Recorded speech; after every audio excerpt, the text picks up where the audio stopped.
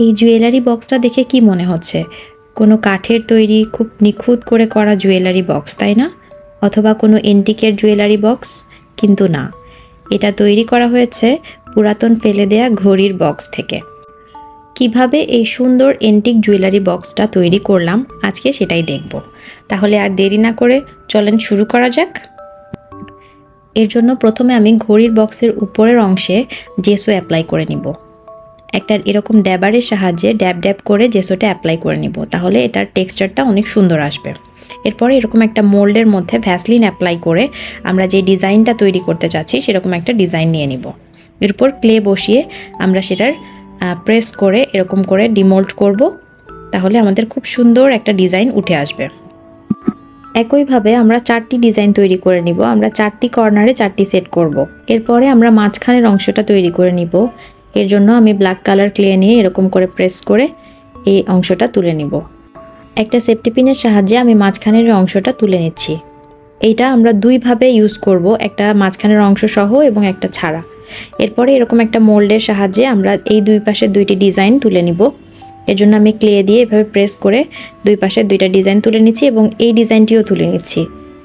প্রতিবারই আমাদের Vaseline use করতে হবে, তাহলে মোল্ড থেকে আমাদের ডিমোল্ড করতে অনেক সহজ হবে। আমরা যে জেসো অ্যাপ্লাই করে রেখেছিলাম সেটা সম্পূর্ণরূপে শুকিয়ে যাওয়ার পর আমরা এর উপরে ব্ল্যাক কালার অ্যাপ্লাই করে নিচ্ছি। জেসো অ্যাপ্লাই করার কারণে আমাদের এই কালারটা খুব ভালোভাবে সেট হয়ে যাবে। জেসো অ্যাপ্লাই করার পরে এটা খুব ভালোভাবে শুকিয়ে নিতে হবে, তারপরেই কিন্তু কালার অ্যাপ্লাই করতে হবে। আমাদের ব্ল্যাক কালার অ্যাপ্লাই করা শেষ। এটা সম্পূর্ণরূপে শুকানোর পরে এটাকে একটা এন্টিক লুক বা উডেন লুক দেওয়ার জন্য আমি এখানে ব্রাউন কালার অ্যাপ্লাই করে নিচ্ছি। ফেভিক্রিল অ্যাক্রিলিক কালারের মধ্যে যে ব্রাউন কালারটা থাকে সেই কালারটাই আমি এখানে অ্যাপ্লাই করছি।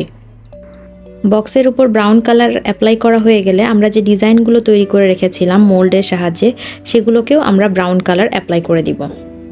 এখানে বলে রাখা ভালো, আমরা যদি এখানে ব্রাউন কালার অ্যাপ্লাই না করি তাহলে কিন্তু উডেন কালার বা এন্টিক কালারটা আসবে না। এভাবে আমি অনেকগুলো তৈরি করে নিয়েছি। এবারে এই বক্সের উপরে এগুলো সেট করার পালা। আমি এখানে ফেভিকল গ্লুর সাহায্যে প্রত্যেকটা ডিজাইন অ্যাটাচ করে দিচ্ছি।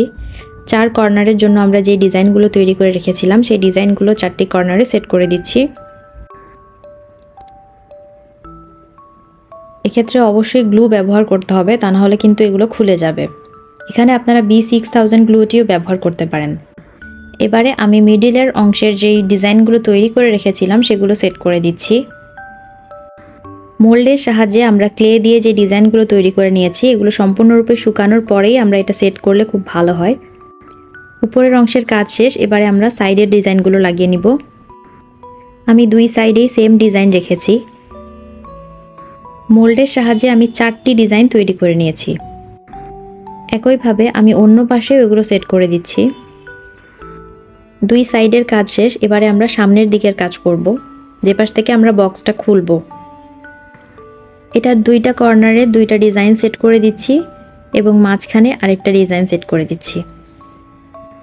এরপরে বক্সের উপরে যে সেলাইয়ের মতো অংশ দেখা যাচ্ছে সেটাকে ঢাকার জন্য আমি প্রথমে ফেভিকল গ্লু অ্যাপ্লাই করে নিচ্ছি। এরপরে ওয়াল পুট্টি এবং পানির একটা মিশ্রণ তৈরি করে আমি প্যালেট নাইফের সাহায্যে এটার উপরে অ্যাপ্লাই করে দিচ্ছি, যাতে সেলাইয়ের মতো অংশটা বোঝা না যায়। এই বক্সের যেখানে যেখানে সেলাইয়ের মতো অংশ আছে সেটা পুরোপুরি ঢাকার জন্য আমি যেভাবে দরকার সেভাবেই এটাকে অ্যাপ্লাই করে দিচ্ছি। আমি এই বক্সটাকে মূলত একটু পুরাতন বা ভিনটেজ স্টাইলে তৈরি করতে চাচ্ছি। এই ওয়াল পুট্টিটা ইউজ করার কারণে এটা দেখতে আরও বেশি ভিনটেজ মনে হবে। ওয়াল পুট্টির সাথে যেহেতু আমি কোনো কালার মিক্স করিনি, তাই এটা সম্পূর্ণ শুকানোর পরে আমি এর উপরে ব্ল্যাক কালার অ্যাপ্লাই করে দিচ্ছি, যাতে করে এই বক্সের বাকি অংশের সাথে সেটা ম্যাচ হয়ে যায়। এবং ঠিক আগের মতোই আমরা ব্ল্যাক কালারের উপরে ব্রাউন কালারও অ্যাপ্লাই করে দিচ্ছি, যাতে পুরোপুরি আগের বক্সের সাথে পুরোপুরি ম্যাচ হয়ে যায়। এই তো কথা বলতে বলতে রেডি হয়ে গেল আমাদের উডেন জুয়েলারি বক্স বা এন্টিক জুয়েলারি বক্স, যেটাই বলেন না কেন। কত সুন্দর লাগছে তাই না? কেউ ধরতেই পারবে না যে আমরা এরকম একটা বক্স থেকে এত সুন্দর একটা বক্স তৈরি করে ফেলেছি। আপনাদের কাছে এটা কেমন লাগলো কমেন্টে অবশ্যই জানাবেন। আপনাদের বাড়িতে পড়ে থাকা যে কোনো বক্স দিয়ে আপনারাও এরকম বক্স তৈরি করতে পারেন এবং আপনাদের এক্সপিরিয়েন্সগুলো আমাকে কমেন্টে জানাতে পারেন। এটা সম্পূর্ণরূপে শুকিয়ে যাওয়ার পর 7-8 দিন পরে আপনি চাইলে এটার উপরে ভার্নিশ অ্যাপ্লাই করতে পারেন। তাহলে এটা আরও বেশি লং লাস্টিং হবে এবং দেখতে আরেকটু গ্লসি হবে। আর তাছাড়াও ভার্নিশ অ্যাপ্লাই করার কারণে এটা আরও বেশি লং লাস্টিং হয়, সহজে নষ্ট হওয়ার চান্স থাকে না। দেখলেন তো কত সহজেই তৈরি করে ফেললাম এন্টিক বা উডেন জুয়েলারি বক্স।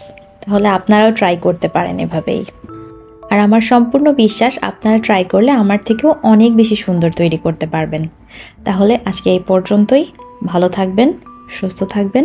আল্লাহ হাফেজ।